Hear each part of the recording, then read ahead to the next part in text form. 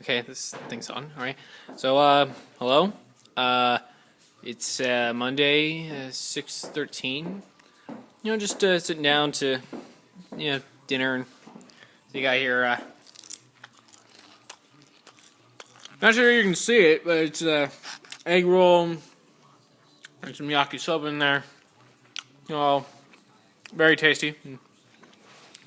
It's commercial break now, but yeah. I mean, it's not bad. A little boring. Sure, I'm gonna say that, but sorry about that. I mean, what I'm really thinking about is, it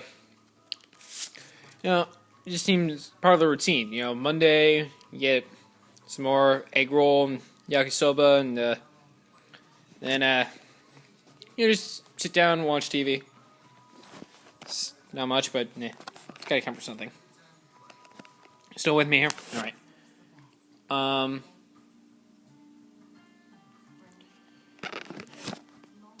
Of course, sorry, I keep pausing here.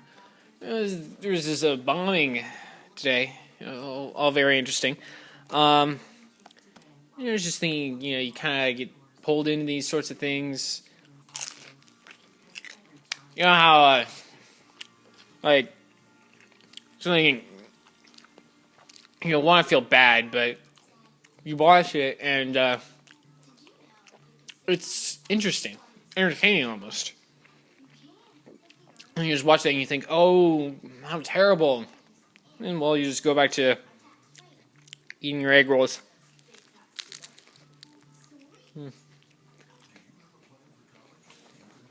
Oh, I want to see there. Yeah, you see that? All right. It's not very good, but I want to see if you can go to a different channel or something.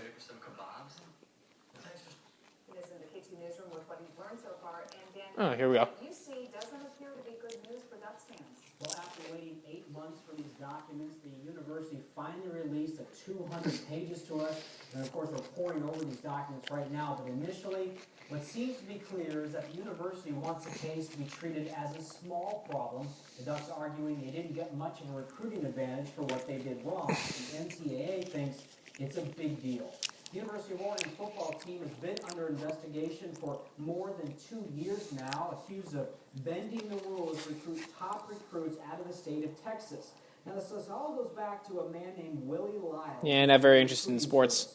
Former Delta Park, where it was slow just a few minutes ago. Traffic. I-84 at Providence looks great eastbound because there's not a slowdown out there. Highway 20. No closing. Oh. Warmer climates. Easy access to your funds. Apply today at any U.S. Bank branch, online, or on the phone.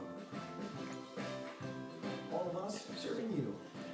It's time to listen. You're just kind of watching these commercials. Oh, here we go. Coverage of this awful thing that has happened on what is usually a joyous and sparkling day in the city of Boston, Mass. And for more on that, we want to talk with veteran sports columnist. I've been thinking.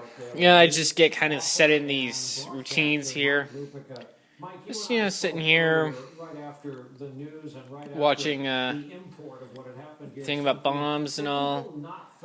It's I do want to see. Maybe you should just change it up a little bit. You're kind of stuck in the normal routines. People talk about it as a state holiday, but Boston on this day, and particularly this area around the finish line, it's like the capital. Yeah, hold on one second. The only thing that I've been comparing it to is a beautiful spring day that is like Times Square on New Year's Eve in New York City. Okay, decided to change it up a little bit. I am now sitting on the floor. There, see? On the floor.